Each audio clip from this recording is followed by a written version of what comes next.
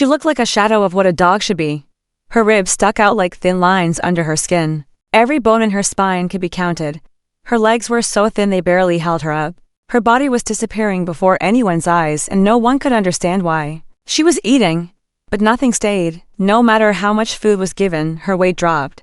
Her body was failing, and it was happening fast. Tests were run again and again. Each result came back clean. Nothing wrong, nothing out of place, yet the dog in front of them was wasting away. Her muscles were vanishing, her strength fading. But the reason stayed hidden. It was like chasing something invisible, while time kept slipping through the cracks. Even then, she didn't lose her spark. Her little tail still wagged, her eyes still had that light. Even if it was dimmer than before, she carried her turtle toy around as if it gave her comfort when her body could not. She followed people with her eyes, quietly asking for just a little affection. There was something in her, something that refused to give up, even when everything else was falling apart. Then came the turning point. Her body gave in more than usual.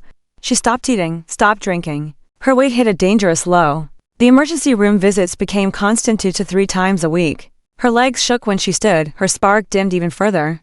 The look in her eyes changed, not from pain, but from exhaustion. That Friday evening, the hardest decision was considered. A weekend of love was planned, everything she enjoyed, everything she once smiled at, a bucket list, filled with peace and little joys. After that, Monday would be the day to end her suffering. But Saturday morning brought something unexpected. A phone call, a gentle voice on the line. Dr. Amy had an idea, something rare, something often overlooked. Maybe, just maybe, the problem was not inside her organs, but inside her bowl. It was suggested that she might be reacting to animal protein, not with vomiting or rashes, but with slow, steady deterioration. A vegetarian diet was recommended. A small hope in a sea of confusion. That very day, a new bowl of food was placed in front of her. It wasn't filled with meat. It was different, and without hesitation, she ate. For the first time in weeks, she didn't turn away. Her body accepted it, no shaking, no pain, just a quiet meal. And then, something happened. Her eyes brightened, her tail lifted, the room shifted. The days that followed were full of cautious hope. She began eating more. Her weight started climbing. Each ounce gained was celebrated like a miracle. Her energy returned. She started playing again. That little hop she used to do came back. Her joy returned with it. People who had once cried quietly now smiled through tears. She went from barely standing to running by the beach. Her paws touched the sand. Her ears flew in the wind, and her spirit danced along the shore. She walked on trails, smelled the world around her, and took it all in like she had been given a second chance at life.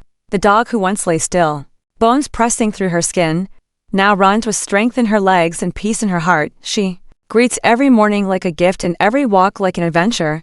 The turtle toy still follows her, tucked close by, but now it moves with a dog who is very much alive. It wasn't just about weight or food. It was about being seen, about someone believing enough to keep searching for answers. It was about the power of not giving up. Now, her days are no longer counted in pain or emergency visits.